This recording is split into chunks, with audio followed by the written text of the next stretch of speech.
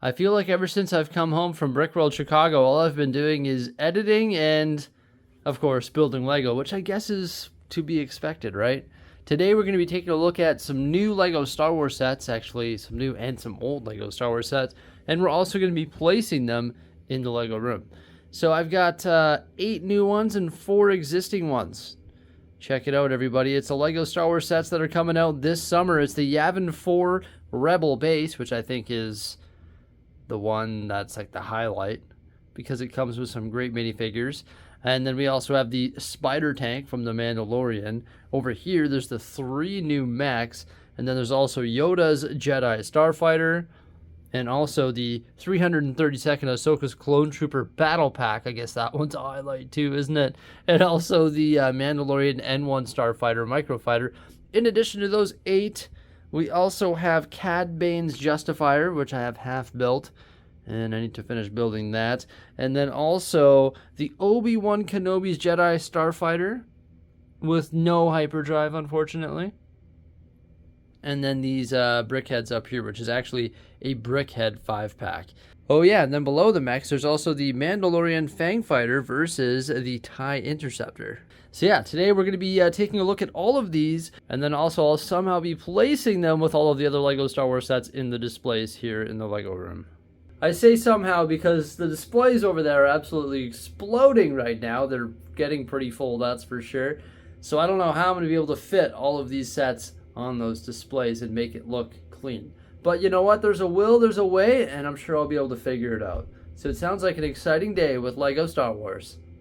So 8 of these sets are actually being released on August 1st here in 2023, and we're going to start by taking a look at the smallest one, which is actually the Mandalorian N1 Starfighter Microfighter, and this one here has 88 pieces. And a suggested retail price of $16 US, which is quite expensive. When you compare that to the other Microfighter that was released not too long ago, which of course is Boba Fett's Starship, it came with 1 minifigure and it retailed for $10. So there's been a huge price increase in regards to the Microfighters. With that said, this one comes with 1 additional minifigure. It's Grogu, and he's sitting right behind the Mandalorian there, who's currently in the cockpit.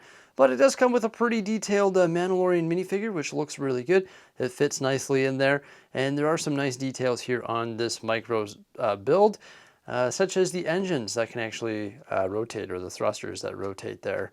And then there's a couple stud shooters on the front of it. But other than that, I mean, there's not much to say about it. It's just a Microfighter, right? The highlight is the fact that it, you know, is part of the collection with the other Microfighters, and you also get a pretty detailed Mandalorian minifigure. Yeah, it's a super nice minifigure actually. It comes with some really good print detailing on the torso and legs. However, there is no side of leg print detailing, but there is some print detailing on the side of the arms. Also comes with his jetpack, a blaster, and his helmet is sort of like chromed out too. And you actually have a din head. It's not a black head, so he comes with a face, so that's nice. So a pretty nice looking minifigure, but other than that, this is a pretty basic model. It's a Microfighter that retails for $16. This one here is going to be fairly easy to place with the other Microfighters, and the collection is getting pretty big. I should probably put them in order, maybe by like release date or something like that. But there are quite a few of them here. They now consume 2 shelves, and that's actually not the first Mandalorian that we've got in the Microfighter series. We also have the Razor Crest right over here. The 2 minifigures found in these 2 sets are pretty similar, however the one in the Razor Crest comes with the black head. The next one that we're going to have a look at is the 332nd Ahsoka's Clone Trooper Battle Pack. This one here has a suggested retail price of $20. It contains 108 pieces and you get 4 minifigures. In my opinion, this is a great value because you're getting 4 minifigures and it retails for $20. So even if you just value it for the minifigures, that means they're $5 each, which is pretty much in line with everything, right? If you compare it to CMFs, etc. And then you also get this little like skiff or craft there. You know, most people are just going to want to collect these to get an army of these minifigures. I know I certainly want to get some more of these and maybe mix them up with my 501st Troopers, just because I think they blend in nicely with those. But this is definitely a good set in my opinion. I think it's a pretty good value. So we get 3 clone troopers. 2 of them come with the blue jetpacks and the standard blasters. 1 comes with the extended blaster. Their torsos, legs, heads, and helmets are all the same. Clone Captain Vaughn is slightly different. He comes with the orange visor. There's some additional print detailing on his torso, and the back of his torso has some different detailing as well. So yeah, it's just slightly different, which is good because now we have some variety in this battle pack. So the website is calling this a support speeder. So there we have it. It's got 2 stud shooters on the front of the craft there. These pieces can hinge forward so you can actually view your minifigures and fit them in there nicely. And then there's just this nice angled bar going to the back there, some rounded elements on the back. It's a pretty simple speeder, but I really like it. I think it's a great addition to this battle pack. It's not too part intensive, so it's going to keep the cost down, right? Compared to like the 501st battle pack, you get, you know, 4 minifigures, and now you got this small little craft, and not too many additional parts were thrown at this thing here, so I think it keeps it affordable, which is nice, because once again, you're just going to be buying these for the minifigures, in my opinion. And then you also get this here, which is just sort of like an additional accessory. It sort of feels unnecessary, but I mean, it's not really harming the set. So overall, a nice set here. You get some good minifigures and a decent looking craft that hasn't really boosted the price of the set. I just put the troopers right there, and then I put the speeder bike back there with some of the other walkers and speeder bikes. It's probably time for me to mix up this army a little bit here by adding some of the updated troopers and just sort of change my lines a bit. I don't know though. They look pretty good, right? But I might have to get some more Ahsoka's clone troopers and mix them in here. Maybe do a couple rows of those and then a couple rows of the newer ones and get rid of some of the OG ones, because there's quite a few of the same figure here, but hey, it looks amazing. All 3 Star Wars mechs retail for $16 and have approximately 150 pieces. We've got Boba Fett, Darth Vader, and also the Stormtrooper. Just a quick side note, I've got to say that Star Wars packaging is just on point. Like, they all look pretty good, right? Included in that is the mechs. I just think the box art looks fantastic. Despite their small piece counts, they're broken down into 3 building stages. One of the highlights of the mechs, of course, is the minifigures. Boba Fett is really nicely detailed with the side of arm print detailing. Yeah, he's also got the jetpack on the back there and some nice print details on his helmet, of course, as it's Boba Fett. Got a standardized Stormtrooper. You know the deal with Stormies. We know what they look like. And also Darth Vader. He has some arm print detailing as well. Vader has a white head, the Stormtrooper has a female head, and Boba Fett has a nice stubble and also some scars.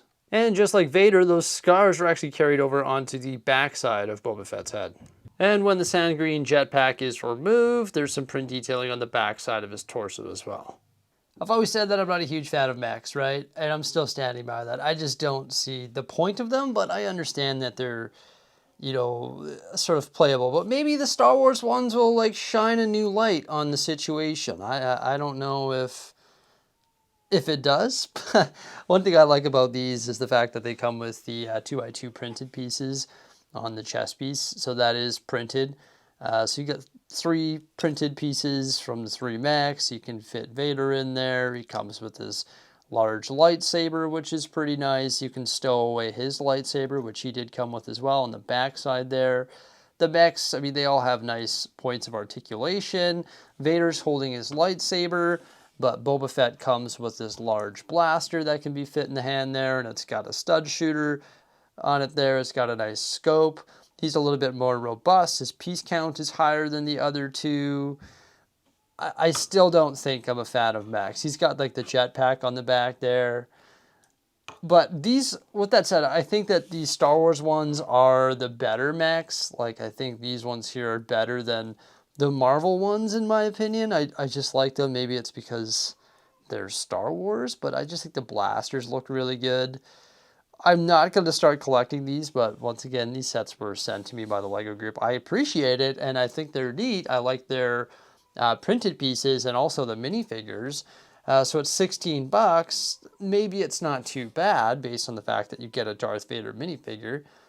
and a Boba Fett and a Stormtrooper, so I think that's pretty nice. But yeah, that's the mechs. I think they look good all around for what they are, but I still am not sold on the idea of Lego mechs. Not a huge fan of them. Let's try that new light over here in the shelving area. What do you think? Whoa, that's at 36%. You can dial this thing right up to 100%. It's actually nice, eh? Does it look weird? Does it look better with or without the light? What do you think? Oof. Maybe that's a new way of doing city overviews and stuff. Does a great job of just looking at everything. It sort of looks strange though, doesn't it? Maybe I've got to dial it down a bit. Either way, I've decided to put the mechs right over here. Sort of the same concept of how I do my buildable figures. The buildable figures are actually poking out from behind the TIE fighters up there. And these guys are just poking out from behind these little sets right there. This light though, hey? You know, I bought it a while ago and I never used it. Procrastinated about it. Maybe I need to start using this. I'm not sure how it would look when I'm looking at the Lego City, but it definitely does a great job of lighting up these cabinets here. Wow. It might be worth using, hey? Might have to start using this bad boy more often. It's pretty impressive. Experimenting with new light products has always been something that I struggle with just because there's more setup and takedown, but holy cow, maybe it's worth it. What do you think, everybody? You let me know by commenting below. Light or no light? Hard to say, hey? I guess I'll see when I'm editing.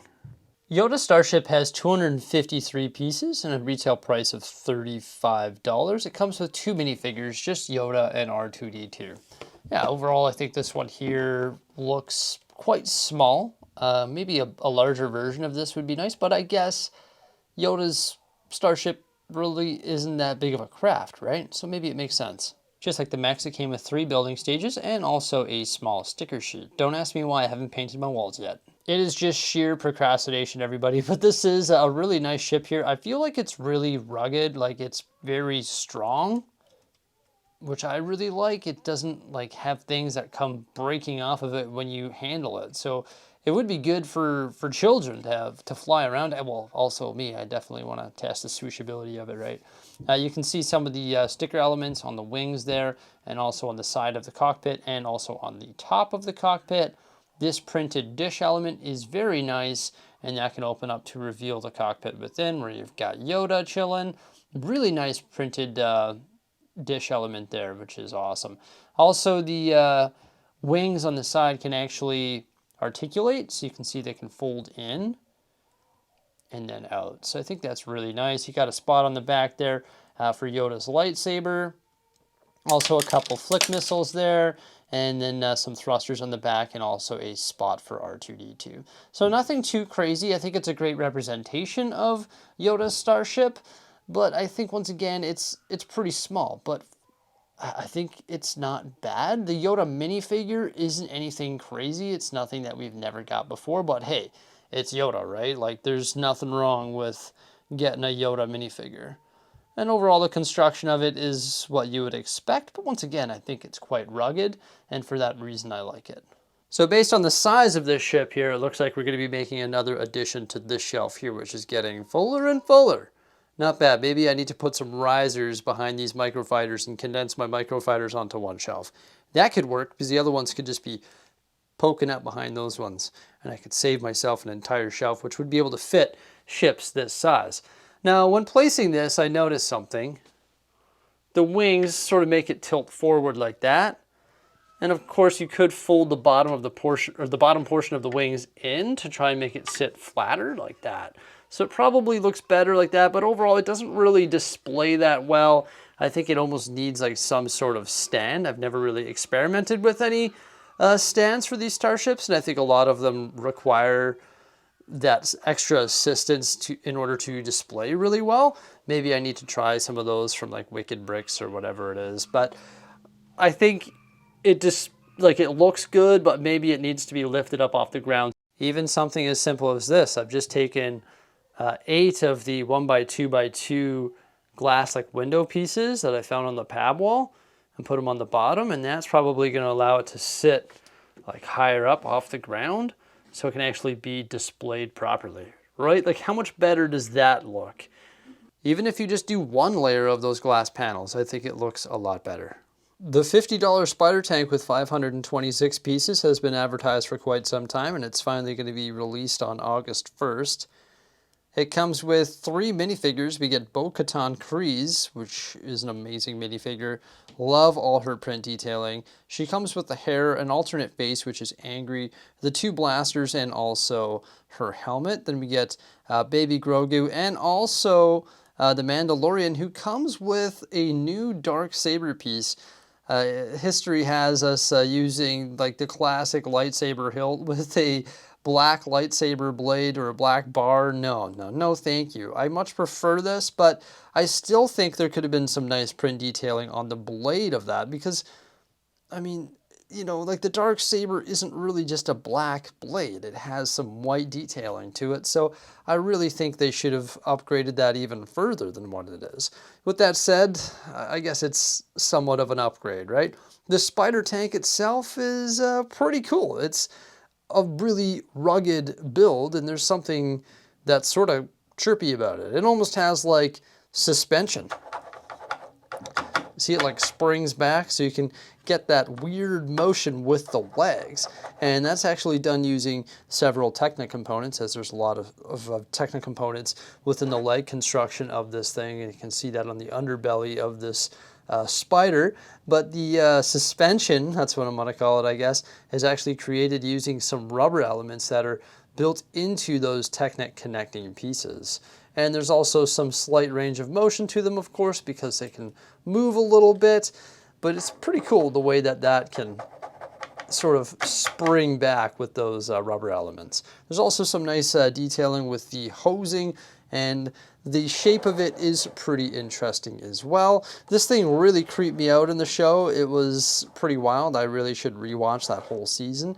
I feel like there were some boring filler episodes that were like, what the heck is going on here? But then there were some really good episodes as well.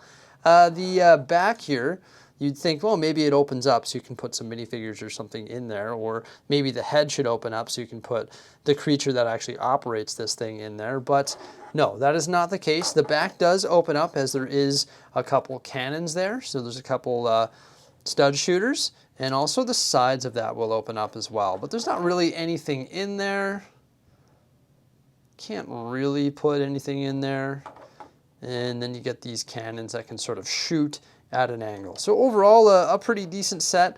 I think the minifigures are the highlight, and also just the construction of this thing here with those rubber elements.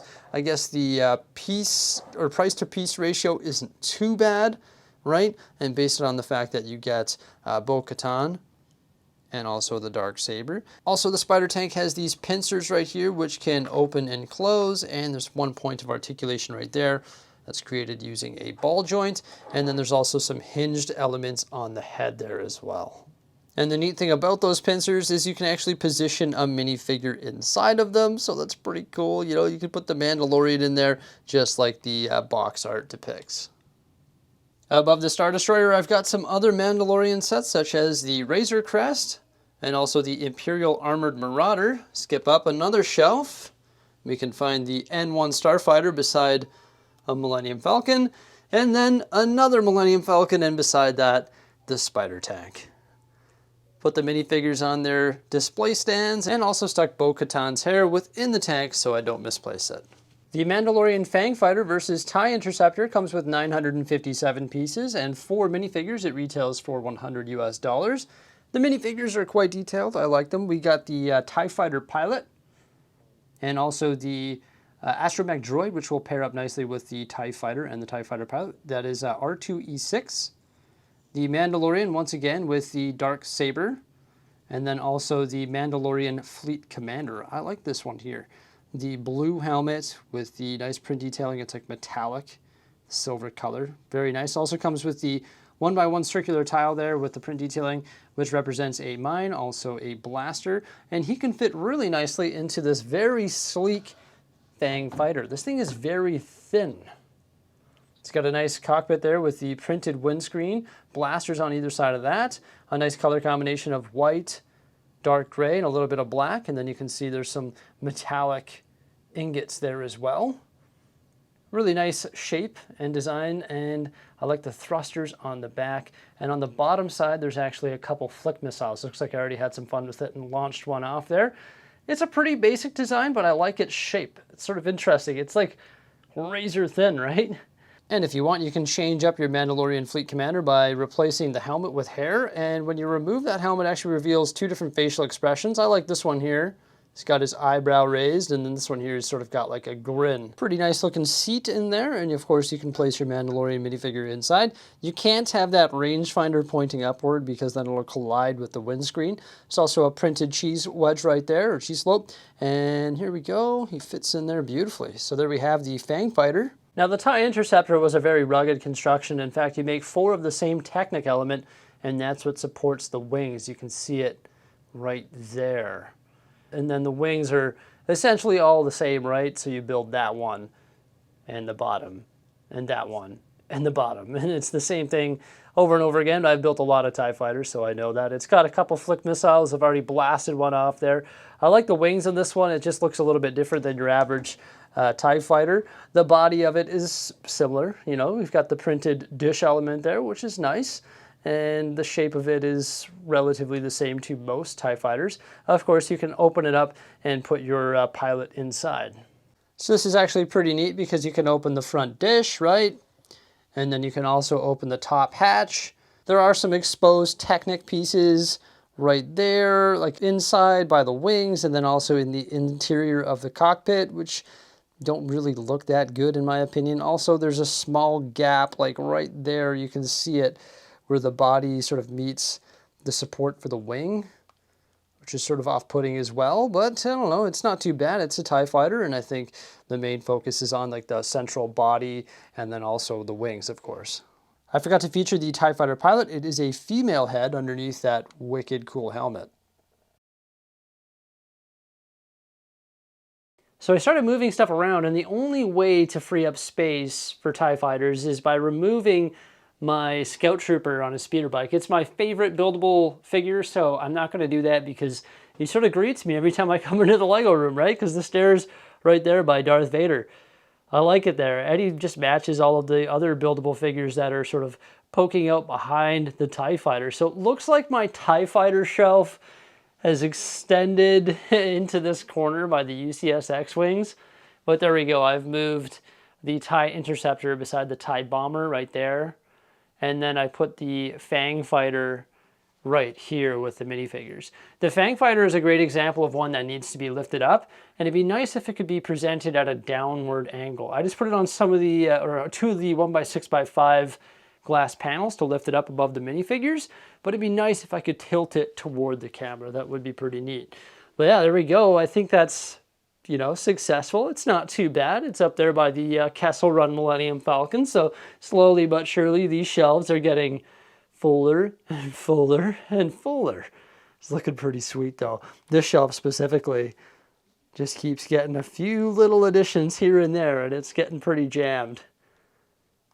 And with the addition of these 5 Brickheadz that retail for $40 US, my Brickhead display is going to be just loaded. We've got Princess Leia in her Endor outfit. Also Luke Skywalker. Once again, these Brickheadz come with all print pieces, so all the detail that you see is print. So that's always just a pleasure. Then we've got Lando. He was a really nice build.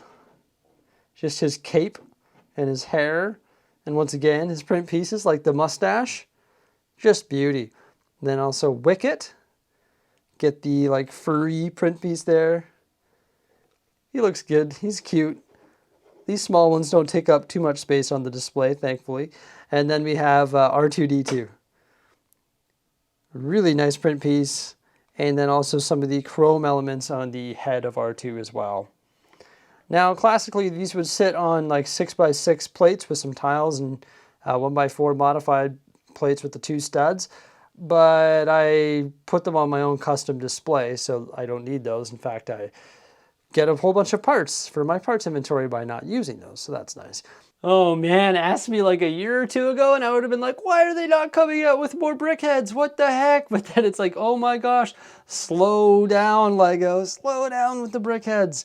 Oh, how am I gonna fit these? Because I don't have much space here on my Star Wars display, right? Star Wars is all right here.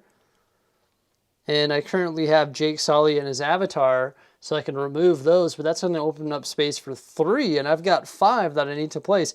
That's the small selection of Marvel ones that I have, but where am I going to put them? I might have to exile some of the holiday-themed ones to make space for more Star Wars. Well, I did it, everybody. I found the perfect way to make space for all of these new Brickheadz. The Justifier was not very popular. I think it's because no one could really justify the price. It's 170 US dollars. I think here in Canada it was 210. Comes with 1,022 pieces, and you get well, 5 minifigures if you consider Toto 360 to be a minifigure. I don't know, but you do get some good minifigs, right? Like you get Cad Bane, you get Omega, and also Fennec Shand and Hunter. So you get some good minifigs. Does that really justify the price? No, not really. Not at all, I don't think. I bought mine on sale, luckily. Here's Toto, just hanging out on the wing. But yeah, like I bought mine on sale. I think it was like 20 or 25% off. That'd be the only way that I would recommend getting the set, is if you find it on sale. The mechanism in it is pretty neat. Like you can see this thing on the back here. It can actually pivot sort of upward and downward, and that actually deploys to landing gear, which is pretty cool. And you can also open up this hatch right here. This whole hatch can be removed, and that will reveal the cockpit within. You can just pull that right off. There's a seat in there, some crates, some printed cheese slopes. I really like the front windshield or windscreen. I think that's pretty neat. Pretty cool construction, the way those are mounted sideways there. The shape of it is very cool as well, like this triangular shape. Yeah, and this thing I actually think is going to look pretty good if I can somehow get it in an action pose. So right now it's actually like flying, so when this is up, it's in flight mode. And when you put that down, that's going to deploy the landing gear. Lots of good detailing there, the backside, and also like the triangular shape between the wings. A pretty interesting build. You can see the landing gear right here on the bottom side of the wing. It's all connected to these Technic components. And then on the back side right here, there's another skiff, and then we have the thrusters right there with those trans blue dish elements. So when I pull this down, it's going to activate the landing gear on the underside of the wings. So I pull it up. It's pretty neat. Like it's a cool action sort of mechanism there. And it's pretty rugged, like it's pretty strong.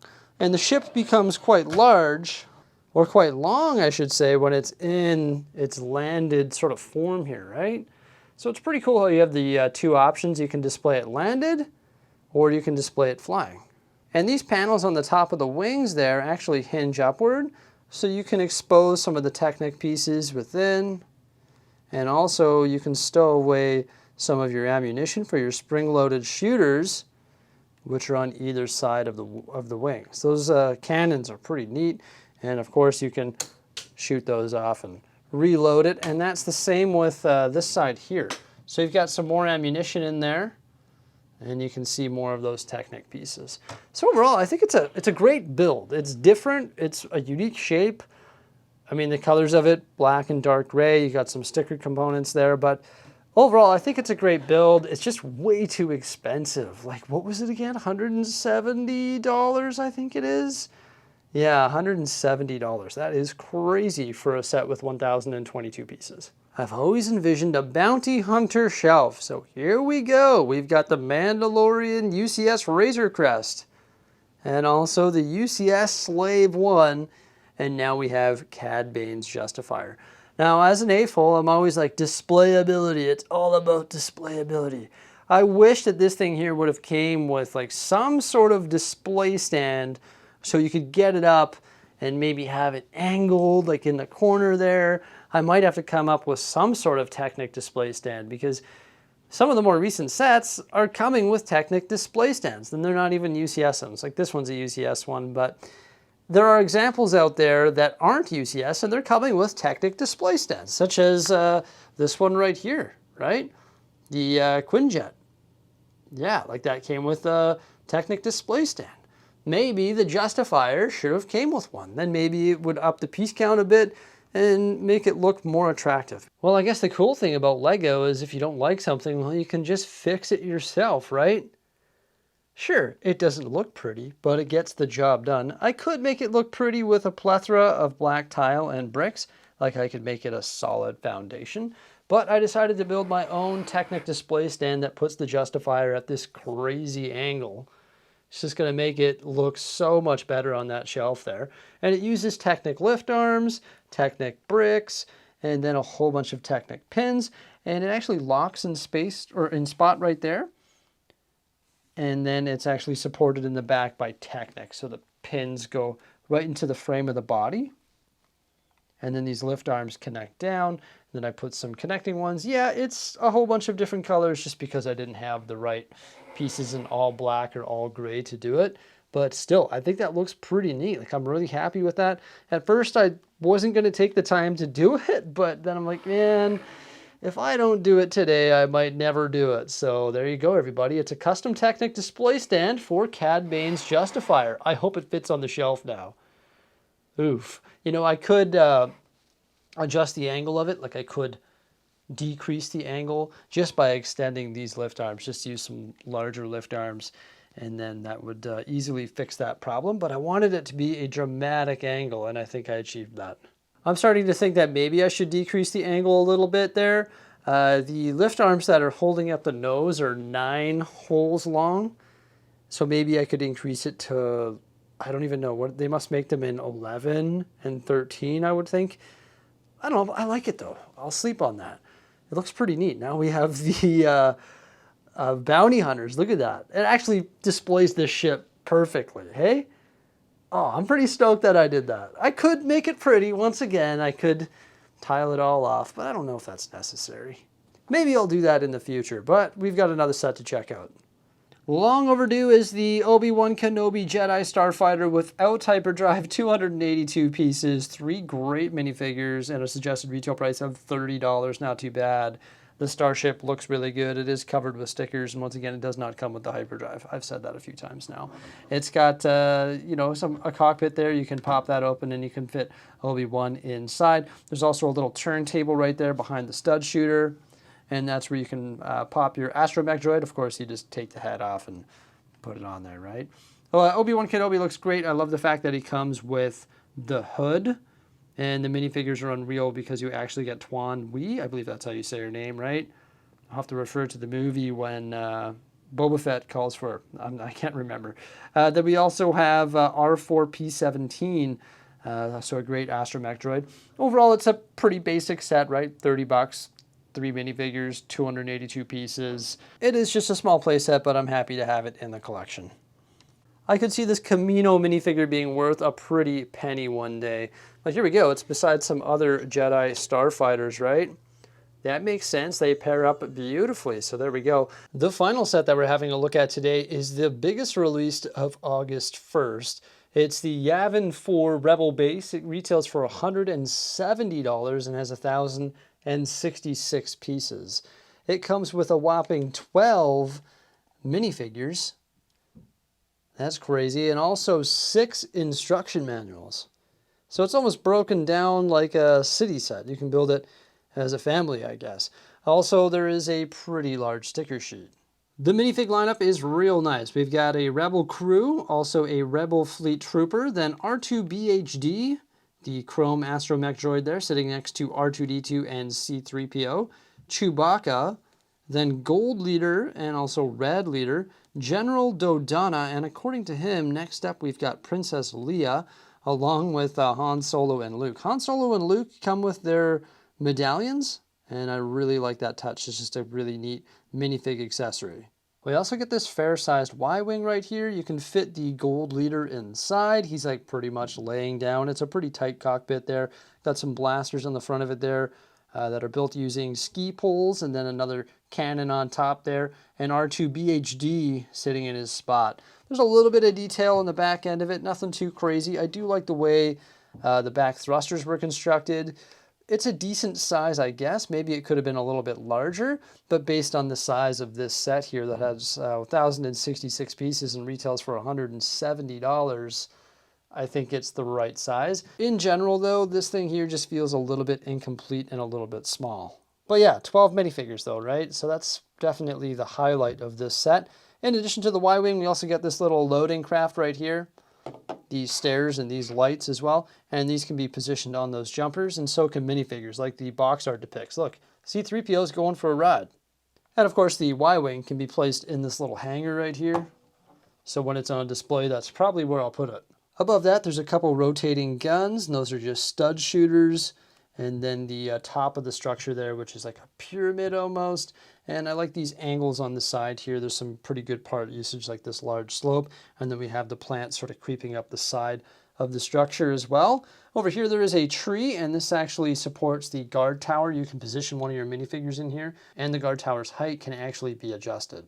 It's a pretty simple mechanism, just an axle runs all the way through this tree here, and you can literally just rotate it and lower it. Nothing too crazy, honestly, just feels real basic to me. There's like a briefing room there with a couple sand blue chairs, some small details and sticker elements. I like the sticker element here on that window glass. Not too much detail down here, right? Like there's a little bit of storage right there, a ladder, and then just like another seating area. And this is where you can rotate those guns. They're actually connected to a Technic element. Then there's a crate, pretty much an open room here, and then a satellite on top. Honestly, it just feels a little bit incomplete to me.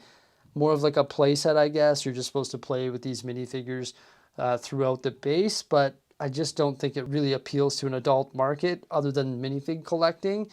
I mean, with that said, obviously they know that it is an 8+ set, right? You know, in my opinion, it should have had more of like a Darth Vader's castle feel to it, right? Like this, sure, it has an open back. It is designed for play. It doesn't have the most interior details, but I feel like it just looks more complete and displays better.